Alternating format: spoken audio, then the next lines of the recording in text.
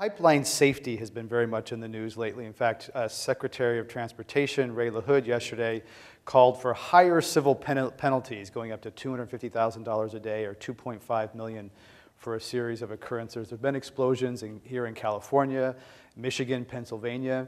Do you support the higher level of civil penalties, and what do you think we should do to make the pipelines safer?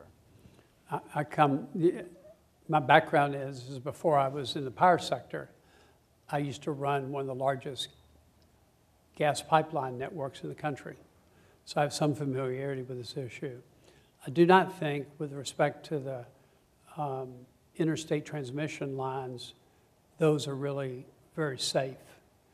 And you don't see any explosions with respect to those. I think there was one maybe a decade or so ago, but they are really fairly safe. The issue really is, and I guess happened to PG&E, is that most of the distribution infrastructure in cities is very, very old. 100 years in some cases, yeah. And hadn't been replaced. And so the issue is, should these companies that own gas distribution, and by the way, we do, we have over 500,000 customers in Ohio and Kentucky with gas distribution. We started about 8 to 10 years ago basically replacing our underground system and replacing our mains to reduce the probability that we would have any incident. So I think one of the great challenges for those that run gas distribution is to make the right investments to make sure they're replacing their system in a timely way. So does that mean more regulation? Because companies are not incented to invest in that stuff. It doesn't get any shareholder return. I mean, it's kind of a... Well, it does, actually.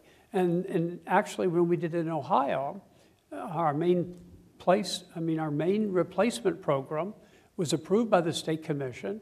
They allowed us to track the cost. They saw an incentive in increasing safety, increasing reliability, and the state commission allowed us to recover it on a regular basis.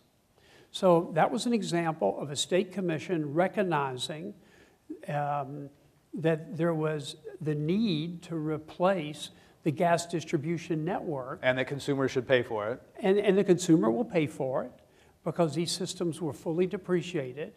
And so we make money off of investment and upgrading and replacing, and we did it. In California, I don't know all the facts in California, but I don't think there was any encouragement by the state regulators to replace it or any mechanisms put in place to incent the company to do the replacement. So I really can't comment on the specifics here, but to your original question, I think having a penalty will force gas distribution companies to take a hard look at their infrastructure, go to their state commissions, and get permission to replace their existing pipe systems. So you support the increased penalties that Secretary LaHood mentioned? I do.